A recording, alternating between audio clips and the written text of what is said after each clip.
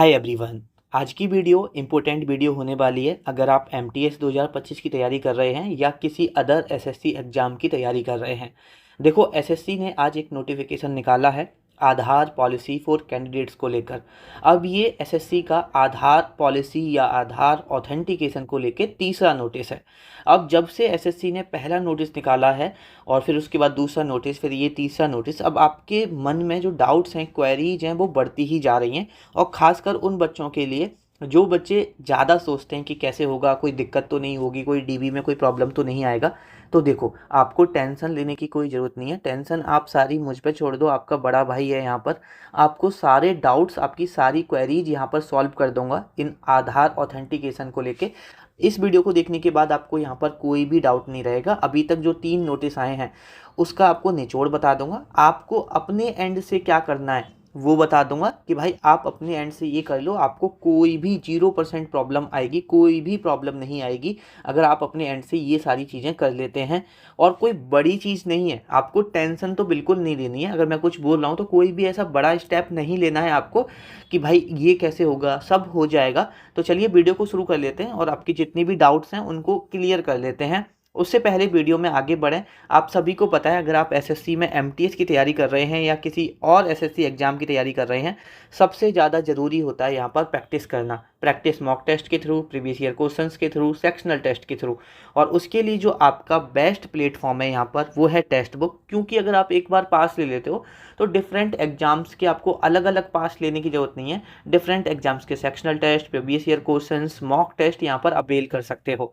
और यहाँ पर इनके 2 पास हैं, एक पास प्रो मैक्स है, एक पास प्रो है। देखो, पास प्रो मैक्स में आपको sectional test, previous year questions, mock test, इन सब के साथ साथ आपको एआई सपोर्ट मिलता है। ठीक है, आपके जो भी डाउट हैं वो एआई में आप पुट करोगे तो उसका सॉल्यूशन आपको मिल जाएगा। साथ ही में आपको जो स्टडी नोट्स हैं वो यहाँ पर मिलते हैं। पास प्रो की बात करें तो आपको एआई सपोर्ट नहीं मिलता, आपका जो नोट्स होते हैं जिस एग्जाम की आप तैयारी कर रहे हो वो नहीं मिलते, बट आप previous year question, sectional test, mock test ये सभी अवेल कर सकते हो। तो अगर आप पास प्रो या पास प्रो मैक्स लेना चाहते हो तो अभी पास प्रो मैक्स की प्राइस है यहाँ पर 799 और पास प्रो की प्राइस है यहाँ पर 649। और अगर आप DK12 कोड लगाओगे तो आपको 12% का एडिशनल डिस्काउंट मिल जाएगा। और मैं डिस्क्रिप्शन में नीचे लिंक दे दूंगा, उस लिंक के थ्रू भी आप यहाँ पर डायरेक्ट जा सकते हो। तो चलिए अब हम यहाँ पर बात कर लेते हैं कि जो आज हमारा नोटिस आया है वो नोटिस क्या कहता है। तो देखो, आप नोटिस पढ़ने को मैंने यहाँ पर टेलीग्राम चैनल पे भी डाल दिया है। हाँ, एक और बात बता देता हूँ। देखो, जब कोई नोटिफिकेशन आता है हमें पता ही नहीं चलता। एसएससी एमटीएस की तैयारी कर रहे हो या किसी और एसएससी एग्जाम की तैयारी कर रहे हो, खासकर एमटीएस वाले बच्चों के लिए बोल रहा हूँ, आप हमारा टेलीग्राम चैनल और व्हाट्सएप चैनल ज्वाइन कर लो। वहाँ पर जो भी अपडेट होती है सबसे पहले देते हैं, खासकर जो एमटीएस से रिलेटेड होती है। टेलीग्राम चैनल की भी लिंक नीचे डिस्क्रिप्शन में दे दूंगा, व्हाट्सएप चैनल की भी लिंक नीचे डिस्क्रिप्शन में दे दूंगा। व्हाट्सएप चैनल पर तो हम एमटीएस 2025 के लिए फ्री डेली टारगेट भी प्रोवाइड करा रहे हैं, तो उसको भी आप जाके अटेम्प्ट कर सकते हो। अब यहाँ पर हम बात करते हैं, सबसे पहले अगर हम बात करें कि ये आधार ऑथेंटिकेशन क्या है, ये आधार पॉलिसी के बारे में बात करने से पहले ये सारी चीज़ें चल क्यों रही हैं, ये सारी चीज़ें हो क्यों रही हैं, उसके बारे में बात कर लेते हैं कि आखिरकार है क्या ये आधार ऑथेंटिकेशन। तो देखो, आधार ऑथेंटिकेशन कुछ भी नहीं है। जब आप वन टाइम रजिस्ट्रेशन करते हो ना, OTR करते हो, वन टाइम रजिस्ट्रेशन, जिन बच्चों को नहीं पता मैं बता देता हूँ, बेसिक चीज़ें होती हैं जो एसएससी को आपको एक बार देनी होती हैं। फिर आपका अपना नाम, फादर का नाम, अपने कहाँ रहते हो, सारी चीज़ें, एड्रेस एक बार आपको फिल करना होता है, आपने क्वालिफिकेशन में क्या किया है। फिर आपका एक यूजर नेम और पासवर्ड जनरेट हो जाता है, एक यूजर नेम और पासवर्ड जनरेट हो जाता है। और जब आप कोई भी एसएससी का फॉर्म भरते हो तो उस यूजर नेम और पासवर्ड को डालोगे तो जो आपने OTR में एक बार जो पहले डिटेल भरी रखी है वो ऑलरेडी आ जाएंगी। कुछ ही एडिशनल डिटेल्स होती हैं जो आपको भरनी होती हैं। कहने का मतलब, आगे जितने भी फॉर्म भरोगे बहुत आसानी से भर सकते हो अगर आपने वन टाइम रजिस्ट्रेशन कर रखा है। और वो एसएससी में आपको वन टाइम रजिस्ट्रेशन करना ही पड़ता है। तो ये आधार ऑथेंटिकेशन क्या है? अभी तक तो OTR होता ही आ रहा है, वन टाइम रजिस्ट्रेशन होता ही आ रहा है, तो ये आधार ऑथेंटिकेशन का क्या मतलब है? तो देखो, मोस्ट प्रोबेबली हो सकता है कि देखो, वो वन टाइम रजिस्ट्रेशन में ही कराएंगे। लेकिन हो सकता है कि हर फॉर्म में बोलें कि भाई ठीक है आधार ऑथेंटिकेशन कराओ। तो देखो ये क्या होगा कि जैसे आप OTR करने गए, अपनी बेसिक डिटेल्स डालने गए, वन टाइम रजिस्ट्रेशन करने गए। OTR बहुत बड़ा शब्द मत समझ लेना, जस्ट आपको बेसिक डिटेल भरनी होती है, उसके बाद आपको यूजर नेम पासवर्ड मिल जाता है। फिर SSC के जितने भी पेपर होते हैं सब में आपको वो यूजर नेम पासवर्ड डालना होता है। तो कुछ ऐसा, जो बच्चे नए हैं उनको OTR भी समझ में नहीं आ रहा होगा ना, इसलिए मैं यहाँ पर बता रहा हूँ। तो देखो यहाँ पर वन टाइम रजिस्ट्रेशन आपने एक बार रजिस्ट्रेशन कर दिया, जब आप रजिस्ट्रेशन करने जाओगे तो वहाँ पर आपका आधार नंबर मांगेगा, आधार नंबर मांगेगा। ठीक है, जब आप अपना आधार नंबर डालोगे तो वहाँ पर क्या होगा, जो आपके आधार नंबर से मोबाइल नंबर लिंक होगा ना, जो आपका मोबाइल नंबर है वो लिंक होगा, वहाँ पर आपका एक OTP जाएगा, वहाँ पे एक OTP जाएगा। और जब आप वो OTP डालोगे, अपने वन टाइम रजिस्ट्रेशन करोगे, तो वहाँ पर आपका आधार वेरीफाई हो जाएगा। और मोस्ट प्रोबेबली SSC ये भी कर सकता है कि जो आपके आधार पर डिटेल्स हैं वो सारी ऑटोमेटिकली आपकी वहाँ पर आ जाएं। जैसे आपने सिर्फ आधार नंबर डाला, लेकिन आपका नाम, फादर नाम, फादर नेम, मदर नेम, ये सारी चीज़ें ऑटोमेटिकली, अगर एक बार आपका आधार वेरीफाई हो गया तो ऑटोमेटिकली रिफ्लेक्ट करने लग जाएंगी रजिस्ट्रेशन पर। तो हो सकता है कि वो भी आपको सारी चीज़ें फिल करने को ना दिखें, लेकिन अभी SSC ने ऐसा कुछ बोला नहीं है, मैं अपने एंड से यहाँ पर बता रहा हूँ। तो ये है आपका आधार ऑथेंटिकेशन। तो आधार ऑथेंटिकेशन में कुछ नहीं है, आपको आधार नंबर डालना है, उस पर एक OTP जाएगा, और उस पर एक OTP जाएगा, और OTP डालोगे तो आपके जो नाम वगैरह है वो ऑटोमेटिकली आ जाएंगे। ये है आपका आधार ऑथेंटिकेशन। अब आधार ऑथेंटिकेशन में हमें अपने एंड से क्या करना है, तो देखो सबसे पहले हमने बात की है कि एक OTP जाएगा। अब OTP जाएगा, किस नंबर पे जाएगा, जो नंबर उससे लिंक होगा, जो नंबर उससे यहाँ पर लिंक होगा। तो जो नंबर उससे लिंक होगा उस पर OTP जाएगा। तो सबसे पहले तो हमें ये देखना है कि हमारे आधार कार्ड में किसका नंबर लिंक है।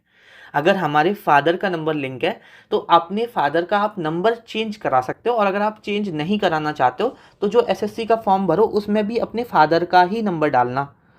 देखो मेरी बात समझो कि आपके पेरेंट्स का किसी का अगर मोबाइल नंबर है आपके आधार कार्ड से लिंक है तो कोई दिक्कत नहीं है, रहने दो। अगर आप चेंज करा सकते हो तो करा लो। देखो वैसे अगर आप मेरे अकॉर्डिंग तो आप अपना नंबर ही अपडेट करा लो, जो आपका एक पर्सनल नंबर है जिसे आप और डॉक्यूमेंट्स में डालते हो उस नंबर को ही लिंक करा लो। लेकिन अगर आप नहीं कराना चाह रहे हो तो अपने फादर का नंबर भी रह सकते हो उसमें। जस्ट अब आपको जो रजिस्ट्रेशन में नंबर है वहाँ भी अपने फादर का ही डालना पड़ेगा, ये चीज़ ध्यान रखो। और मेरा सजेशन ये है कि नंबर चेंज ही करा लेना, ठीक है।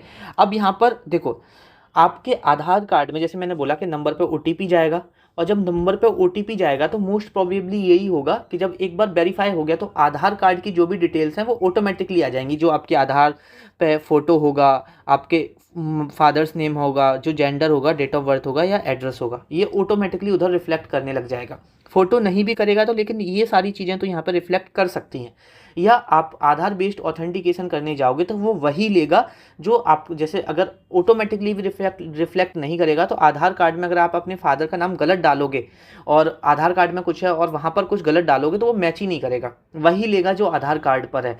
तो उसका मतलब यहाँ पर क्या है कि अगर आपके आधार कार्ड में आपके फादर का नाम गलत है, या आपका जेंडर गलत है, आपकी डेट ऑफ बर्थ गलत है, या आपका एड्रेस गलत है, या आपका फ़ोटो 2 साल या उससे पुराना है, SSC ने ऐसा कुछ भी नहीं बोला। लेकिन देखो अगर आपका 2 साल में रूप रंग कुछ चेंज नहीं हुआ तो कोई बात नहीं है। लेकिन अब आपको लगता है कि आपका जो फ़ोटो है, आपके जो आधार कार्ड पर फ़ोटो उससे पुराना है, 4-5 साल हो गए या उससे मैच नहीं हो रहा, तो यहाँ पर आपको फ़ोटो अपना अपडेट करा लेना चाहिए। कहने का मतलब है जो अभी आपका फ़ोटो है आधार कार्ड में उसको देखकर पहचान में आनी चाहिए कि हाँ आधार कार्ड का फ़ोटो और आपका फ़ोटो एकदम क्लियरली विजिबल है और क्लियरली मैच हो रहा है, ठीक है। और यहाँ पर अगर आपका फादर नेम में कोई स्पेलिंग का मिस्टेक है, कुछ सरनेम में कोई मिस्टेक है, कुछ सरनेम ऐड नहीं है, जैसे तीन फादर का नाम, एक मेन नेम है फिर 2 सरनेम है, ठीक है, एक मिडिल नेम है और एक लास्ट नेम है, उसमें कुछ एरर है, स्पेलिंग में कुछ एरर है तो वो भी यहाँ पर करेक्शन करा लो। स्पेलिंग में भी कोई यहाँ पर करेक्शन,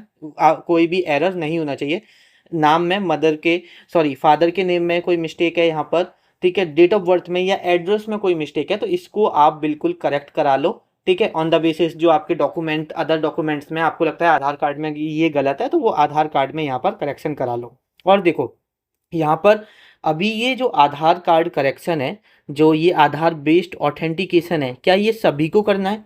क्योंकि देखो SSC या कोई भी जब एक नई चीज़ लेके आई जाती है तो हर कोई इस दिमाग में रख के चलता है कि क्या पता वो उस किसी बच्चे तक ये बात ना पहुंचे, या जो हम टाइम दे रहे हैं, जैसे कि अभी यहाँ पर आपका जो टाइम दिया जा रहा है, अभी सपोज कोई यहाँ पर फेज 13 का पेपर फॉर्म भरना चाहे तो वो जो 2 जून से स्टार्ट है यहाँ पर, ठीक है, और कोई बच्चा कराना चाहे वो ना कर पाए, कोई दिक्कत हो, तो यहाँ पर उन्होंने बोला है कि आधार बेस्ड ऑथेंटिकेशन ऑप्शनल है। क्या है? ऑप्शनल है। आप इसे करा भी सकते हो। इसके उन्होंने बहुत सारे बेनिफिट बताए हैं, वो तो मैं बताऊंगा ही बताऊंगा, लेकिन देखो, आप मजबूरी में ना करा पाओ, आपने पूरी कोशिश की कि आप आधार कार्ड में जो करेक्शन कराना था वो नहीं कर पा रहे हो, वो बात अलग है। लेकिन मैं आपको स्ट्रांगली एडवाइज कर रहा हूं कि आपके आधार कार्ड में जो भी मैंने यहाँ पर करेक्शन बताए हैं वो करा लो। एसएससी ने चाहे ऑप्शनल बोला है चाहे नेसेसरी बोला है, इस साल ऑप्शनल बोला है, अगली साल नेसेसरी हो जाएगा। ठीक है, कोई चीज जब लागू की जाती है, नई चीज लेके आई जाती है मार्केट में, तो यही चीज ऐसे ही होता है, पहले ऑप्शनल होता है फिर नेसेसरी कर दिया जाता है। मैं 100% बोल रहा हूँ, आने वाले 1 साल बाद इसको नेसेसरी कर दिया जाएगा। इस साल बेशक ये ऑप्शनल लेके चल रहे हैं, तो ये नेसेसरी बहुत जल्दी हो जाएगा, तो आप इस उम्मीद में मत रहो। और देखो, अगर आप आधार बेस्ड ऑथेंटिकेशन कराओगे, अब एसएससी क्या है, इसको इनकरेज कर रहा है, बोल दिया है ऑप्शनल, लेकिन इसके इतने फायदे बता दिए हैं, और अगर नहीं कराओगे तो इतने नुकसान बता दिए कि एक बच्चा कराएगा ही कराएगा। जैसे देखो फायदा क्या है, सबसे पहले जब आप आधार बेस्ड ऑथेंटिकेशन करा लोगे ओटीआर करते वक्त, फॉर्म भरते वक्त, तो आपका जो एग्जाम सेंटर पे जाओगे, जो चेकिंग वगैरह देखते हो ना, बहुत कम होंगे, आपके डॉक्यूमेंट वेरिफिकेशन बहुत कम किए जाएंगे, ना के बराबर किए जाएंगे, बहुत ही कम प्रोसीजर होने वाला है, जिसकी वजह से आप जो एंट्री लेने में आपको ज़्यादा समय नहीं लगेगा, और जो गेट क्लोजिंग का बिल्कुल एग्जैक्ट टाइम होता है उस तक जा सकते हो। जैसे कभी कभी क्या होता है, गेट क्लोज कर देते हैं, और क्या होता है, अगर 1 आध मिनट आप लेट भी पहुंचते हो तो आपको एंट्री नहीं दी जाती है, लेकिन यहाँ पर अगर 1-2 मिनट आप लेट भी हो जाओगे तो आपको एंट्री मिल जाएगी। मतलब एकदम एग्जैक्ट टाइम बोला हुआ है एसएससी ने नोटिफिकेशन में, लेकिन आप एग्जैक्ट टाइम तक भी आपको नोटिफिकेशन, आपको 100% एंट्री मिलेगी यहाँ पर। तो सबसे पहले तो आपको एंट्री लास्ट टाइम तक ले सकते हो, कोई भी दिक्कत नहीं है। साथ में बहुत कम प्रोसीजर होने वाला है, बहुत सारे डॉक्यूमेंट्स लेके आपको नहीं जाने हैं, आपको सिर्फ आधार कार्ड यहाँ पे कैरी करना है। और दूसरा, अभी अगर आप एसएससी के पुराने स्टूडेंट हो तो आप सभी को पता है, आपके फॉर्म जो एसएससी कई बार फॉर्म रिजेक्ट कर देता है, किसके बेसिस पे? फोटो के बेसिस पे, कि चश्मा लगा रखा है, कि ब्लर आया है, फोटो ऐसा आया है। कभी कभी फोटो सही भी होता है, तभी भी एसएससी फोटो रिजेक्ट मार देता है, आपका फॉर्म रिजेक्ट मार देता है, बोल के कि भैया आपका फोटो खराब है। अब तुम डालते रहो, बोलते रहो, एसएससी को करते रहो मेल, कुछ नहीं हो पाता, एट द एंड फिर आपको अगली साल वेट करना पड़ता है। तो आप उससे बच सकते हो कि आपके फोटो अगर उल्टा सीधा भी आ जाएगा ना, फोटो और सिग्नेचर के बेसिस पे यहाँ पर एसएससी आपको रिजेक्ट नहीं करेगा, उसने बोला हुआ है। ठीक है, और अगर आप आधार बेस्ड ऑथेंटिकेशन नहीं कराते हो, क्योंकि ऑप्शनल किया है उसने, अभी तो आप इस साल करा भी सकते हो, नहीं भी करा सकते हो, तो यहाँ पर क्या है, कुछ अपलोड करनी पड़ेंगे आपको डॉक्यूमेंट्स, जैसे जो आपके नाम को वेरीफाई करे, कि जो आपका नाम लिखा हुआ है उसके लिए प्रूफ देना पड़ेगा, आपके फादर नेम को वेरीफाई करे उसके लिए प्रूफ देना पड़ेगा, आपके जेंडर को वेरीफाई करे उसका प्रूफ देना पड़ेगा, आपकी डेट ऑफ बर्थ का वेरीफाई करे उस चीज़ का प्रूफ, आपको एड्रेस और फोटोग्राफ को आपका प्रूफ वेरीफाई करे उस चीज़ का प्रूफ देना पड़ेगा। और वो कैसे दे सकते हो? अपने पैन कार्ड के थ्रू। अब उसमें देखना होगा कि पैन कार्ड में सपोज फादर नेम नहीं है, तो उसके लिए फिर अलग डॉक्यूमेंट अपलोड करना पड़ेगा, वो आप दे सकते हो पैन कार्ड के थ्रू, पासपोर्ट के थ्रू, वोटर आईडी के थ्रू, ड्राइविंग लाइसेंस के थ्रू, बर्थ सर्टिफिकेट के थ्रू, या जो रेंट एग्रीमेंट होता है इन सब के थ्रू, बिजली का बिल होता है उसके थ्रू। अगर आप आधार बेस्ड ऑथेंटिकेशन करा दोगे तो इन डॉक्यूमेंट्स की आपको कोई भी जरूरत नहीं है, और अगर आप नहीं कराते तो इन सारी चीज़ों का, इन सपोर्टिंग डॉक्यूमेंट को अपलोड करना पड़ेगा और लेके भी जाना पड़ेगा एग्जाम सेंटर में, जिसकी वजह से वो बोल रहे हैं कि भैया अगर आपको एग्जाम सेंटर पे जो टाइमिंग रहेगी आपकी गेट क्लोजिंग की, उससे 2 घंटे पहले एग्जाम सेंटर पे पहुंचना पड़ेगा मिनिमम, एटलीस्ट बोला है मिनिमम 2 घंटे पहले पहुंचना पड़ेगा, क्योंकि आपका सारा चीज़ फिर मैनुअल वेरिफिकेशन होगा। तो देखो, एसएससी बोल रहा है कि मैनुअल वेरिफिकेशन होगा, सपोर्टिंग डॉक्यूमेंट होंगे, ये सारे अपलोड करने होंगे। मैं एक बार आपको फिर से बोल रहा हूँ कि यहाँ पर आप आधार में करेक्शन करा लो, आप इस सोच में रहो ही मत कि यहाँ पर ये ऑप्शनल है या नहीं है। जो भी मैंने बोला है, एक देखो ये बहुत ज़्यादा इंपॉर्टेंट है, बस ये चीज़ ध्यान रखो, नंबर अपडेट कराओ, अपना फोटो अपडेट कराओ, फादर्स नेम में कोई करेक्शन है वो कराओ, जेंडर में कोई करेक्शन है वो कराओ, डीओबी में कोई करेक्शन है वो कराओ, आधार कार्ड में कोई करेक्शन है वो कराओ। एक तो कुछ बिल्कुल ही गलत है वो कराना है, कोई स्पेलिंग एरर है वो भी यहाँ पर आपको करेक्शन करानी है। और देखो ऐसा नहीं है कि ये आप एक बार आधार कार्ड करेक्शन कराने जाओगे एक साथ यहाँ पर सारी चीज़ें करेक्ट हो जाएंगी। ऐसा नहीं है कि बार बार आपको जाना है, एक ही बार में यहाँ पर सारी चीज़ें करेक्शन हो जाती हैं। और यहाँ पर अब ये जो आधार बेस्ड ऑथेंटिकेशन है कब से स्टार्ट होगा, तो देखो अभी तो नहीं पता ना, तो अभी ओल्ड जो OTR जिन बच्चों ने कर रखा है पहले से उनके लिए अभी ऐसी कोई इन्फॉर्मेशन है, और ना ही नए बच्चों के लिए अभी कब से होगा ये आधार बेस्ड ऑथेंटिकेशन ऐसी कोई इन्फॉर्मेशन है। हाँ, हो सकता है कि 2 जून से आपके फेज 13 के फॉर्म भरे जाएंगे तब से ये कर दें, ठीक है, तब से यहाँ पर शुरू कर दें। लेकिन ये कब से स्टार्ट होगा, होना इसी साल है। अभी आपके CGL के, MTS के, CHSL के अभी जैसे फेज 13 है तो हो सकता है कि ये फेज 13 से ही कर दें, ठीक है। तो ये होगा इसी साल से, तो इसलिए आधार आपने जो करेक्शन कराने हैं वो करा लो। और मेरा सजेशन बस वही है, मैं बता ही चुका हूँ ऑलरेडी कि 100% करेक्शन करा लो। 0.1% करेक्शन में आप पूरी उम्मीद लगाओ उसके बाद ना हो पाए तो ठीक है, लेकिन आपके कुछ भी एरर है तो करेक्शन करा लो। करेक्शन क्या क्या कराना है आपके एंड से, बस आपको यही कराना है। अभी OTR वगैरह नहीं हो रहा है, जब आधार बेस्ड ऑथेंटिकेशन होगा तो आपको इस चैनल पे बता दिया जाएगा, या तो व्हाट्सएप चैनल पे डाल देंगे, टेलीग्राम चैनल पे डाल देंगे, या वीडियो के थ्रू आपको बता देंगे, ठीक है। आई होप कि आपको सारी चीज़ें समझ में आ गई होंगी। तो इन 3 नोटिस के थ्रू SSC यही कहना चाहता है कि भैया आपके आधार कार्ड में कोई भी दिक्कत है आप करेक्शन करा लो, आधार बेस्ड ऑथेंटिकेशन कर लो। जो आप 1-2 घंटे पहले आने की जरूरत, 2-3 घंटे पहले आने की जरूरत नहीं है, पेपर टाइम आओ, बस आपका जो बायोमेट्रिक वगैरह होगा वो सारी चीज़ें बहुत स्मूथ प्रोसेस से हम आपका कर लेंगे, तो कोई ज़्यादा दिक्कत यहाँ पर आपको नहीं आएगी, ठीक है। ये चीज़ यहाँ पर ध्यान रखो। तो चलिए इस वीडियो को यहीं पे ख़त्म करते हैं। आई होप आपको सारी चीज़ें क्लियर हो गई होंगी। आपसे मुलाकात होगी नेक्स्ट वीडियो में।